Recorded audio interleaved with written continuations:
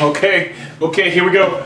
I'm going to jump right into my picks because I'm going to have some time to talk a little, I don't want to even call it talking trash, just my pro Philadelphia Eagles talk afterwards. So, Texas Tony and I have both passed each other messages during the weekend, and we both picked 4 home games to win because we're both really trying to win right now. I'm sitting at 4-6-2, which means he's beaten me by 2 games because, man, it's been close. Otherwise, it'd be like 500 right now. We'll see. But here's the kicker. I saved by picking all 4 home teams, and we both won. But I have what is considered 7 upsets for the rest of the day. So we're going to go through one by one. Let's go for it. Texans versus Jaguars. I'm going Texans. I just think the Jaguars, it's not good. But it's a divisional game, anything can happen. Indy versus New England. I'm actually picking New England.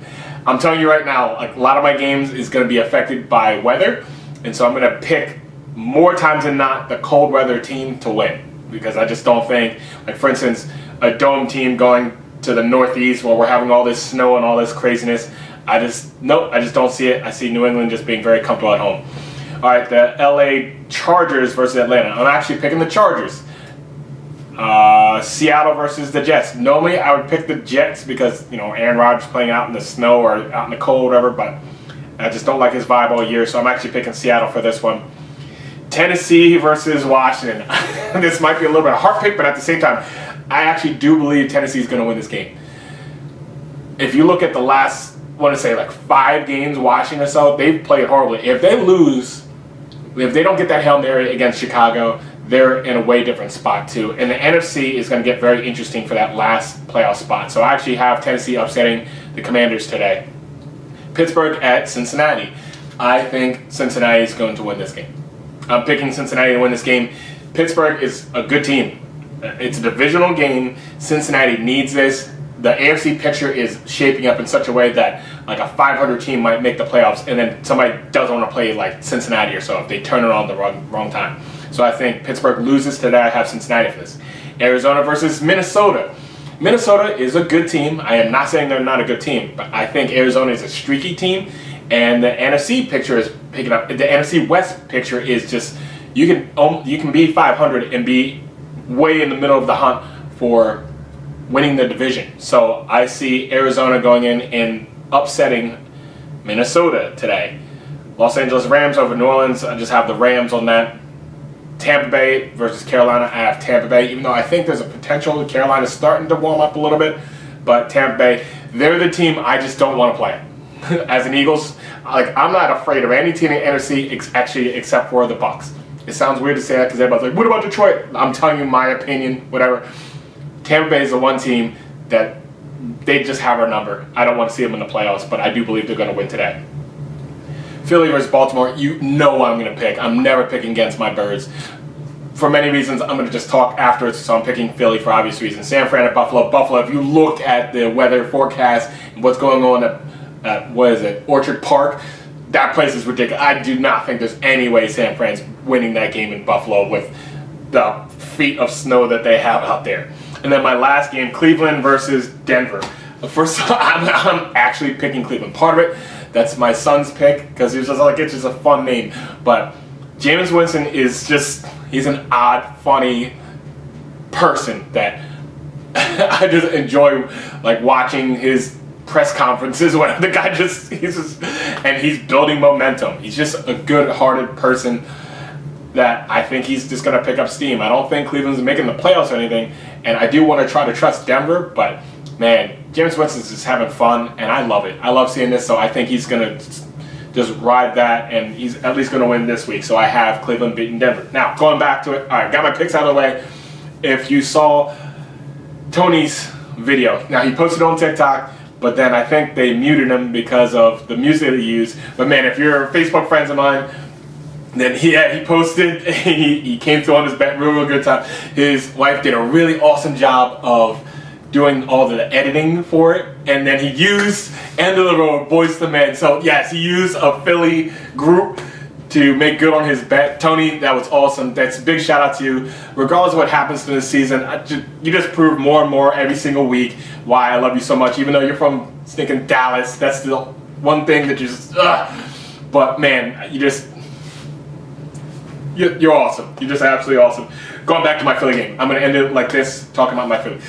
There's so many people talking right now. I'm going to go it this way. It's easy for everybody to be talking about MVP and talking about all this other stuff, especially with what Saquon Barkley's doing. 255 yards on the ground last week, 302 yards of offense by himself. Like, he outdid like 8 teams in the NFL on his own, per se, but he will not say it's on his own because he gives credit to the team around him, which is one of the many reasons why he's a good dude.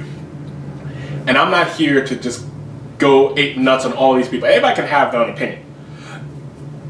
I'm an Eagles person for obvious, like, you know this, right? So I'm pro Philly, but also if you look at the stats, like somebody posted something talking good for the Ravens, they're from Baltimore, and I get all that. You say, there's no way in the world Saquon Barkley can win MVP this year because if it was going to be a running back, it would have been CMC last year. I was like, let me look at something. Because I love research, I just dig in. If you look at the comparison of Christian McCaffrey and Barkley. Now look, I think CMC is a phenomenal running back that is a threat in the backfield and a threat to catch. Like, he is what we were looking for, and we got Barkley, which has been insane. Right now, week 13, and we've already had our bye. Saquon Barkley's like 67 yards behind him, and I think 4 touchdowns behind him, and we still have 6 games left. McCaffrey ended the season. I'm talking about McCaffrey's 2023 finish the season stats against Barkley's after week 12 stats, also already having a bye week. Think about that. That's just giving those facts. On top of that, CMC is very, very important to the San Francisco 49ers. So I do think he's the kind of person that should win MVP because of his importance to the team. Because you can see when he's not in there, you can see what happens to the team. He takes away a dynamic that just creates them more one-dimensional. Same thing with Saquon Barkley. He's producing a lot more, and there's a threat of him breaking the single-season rushing record, which is insane. But his importance to our offense and to our team, because when you can run the ball the way that we do, the guy explodes in the second half. Like, we're putting teams away in the second half. So that's a piece of it. Yeah, sure, would it be great to win MVP? The greatest thing is to win the Super Bowl, and that's the point. The other piece is this. If you weren't rolling with the Eagles, I don't want you now. I'm not even going to bring up all the different talking heads and stuff, but if everybody's talking about it now. I would love for NFL broadcasters, not even broadcasters, they're for the sports stuff. I'm talking about all the talking heads and all the talk shows and stuff. I would love for them to have to lock in, even just for the talk show, because some of these people aren't from these cities. Just lock in, I would say, like half of the season, and you pick your teams that you can talk at different levels at. And if you haven't picked those teams, and you get a certain amount of teams like you can talk extensively about, then you shouldn't be able to say anything. Nothing. And look, some people were lost out on us last year. We started out 10-1 last year, and then just tanked.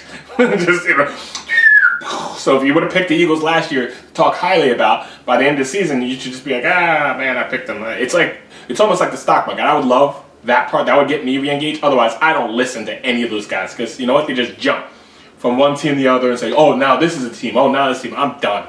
Just done. Look, be with your team. Be with them, win or lose, no matter what. I want to see hometown people that will go ride or die and then come up with the facts and support. And they don't have to be nasty against other teams as well. Because Baltimore is a really good team. You have to account for so much. Zay Flowers, you have to do Flowers right there. Lamar Jackson can run and pass. Derrick Henry, King Henry, I get it. He's right behind Saquon when it comes to yards. The guy is a load to try to take down. It's not an easy game. I'm not going to sit there and say an easy game. On top of, yes, they have a really good run defense as well. So it's not going to be just an easy game against Saquon Barkley against their defense. They do have a more suspect secondary. And yes, I do think Jalen Hurts can expose them with like A.J. Brown. Yes, I don't think that's like let's discount that, along with our tight ends and all the other sets that we're going to run. And I think it might be a little bit of a blessing in disguise, in a way, to have Smith out, because we just brought in another tight end, and we're going to run a harder offense, a tougher offense, which is what's needed in December. So, all that being said, this video's gone long enough. Got a lot of upsets today. I believe my Birds going to win today. And Tony, you're awesome. And let's just go do this. Barkley, just keep on doing what you're going to do. I don't even care about what anybody else is saying. Let's focus. Let's make the main thing the main thing. The purpose is to win the Super Bowl. Let's get the #1 seed. And let's just bring a trophy back home to Philly. All right, have a good day and go Birds. Woo!